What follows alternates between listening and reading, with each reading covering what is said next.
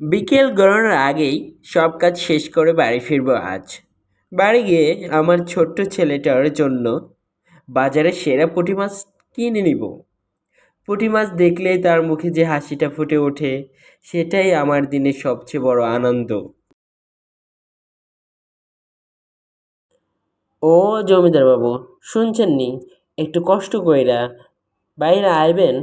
বাইরে আয়া যদি আমার মজুরি টাকাটা একটু দিতেন, তাহলে আপনার এই গরিব বান্দাটার বড় উপকার হইতো।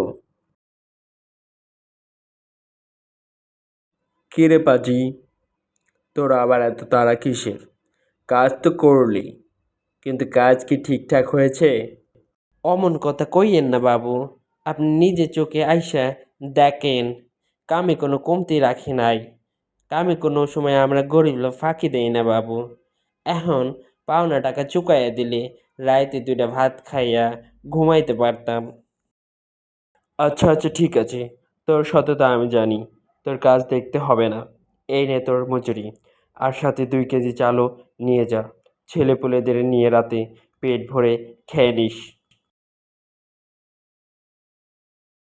আমগো জমিদার বাবু খুব ভালো মানুষ, আল্লাহ তার মঙ্গল করুক, তার লাগে এই দই করি।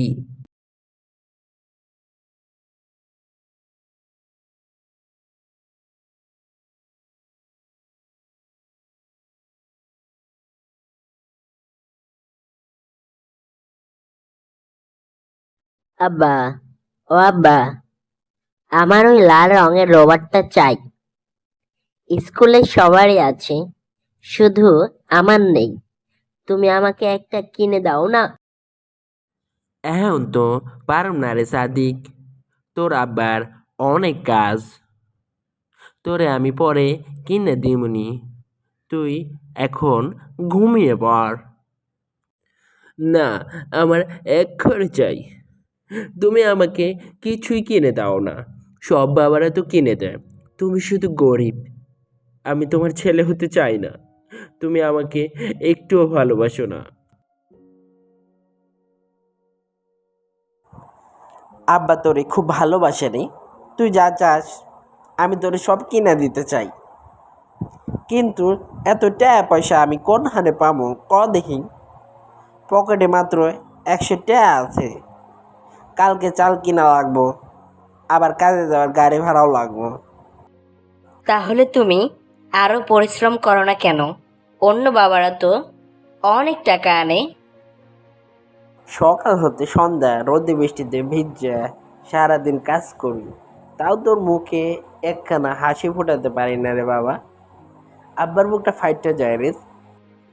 টুকু তার বাবার কথার অর্থ না বুঝে মন খারাপ করে জঙ্গলের ভিতর চলে যেতে থাকে, আর ভাবতে থাকে, বাবা আমাকে কিছুই কিনে দিতে চায় না, হয়তো আমার বাবা আমাকে একটু ভালোবাসে না।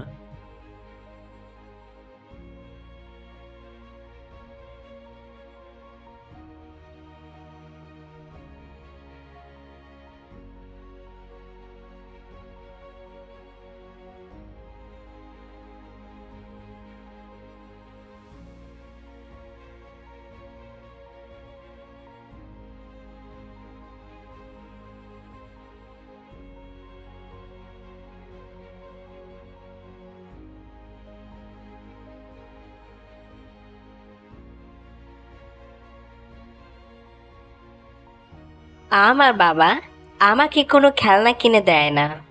সবাই আমাকে গরিব ছেলে বলে। আব্বা, দেখো কি পেয়েছি।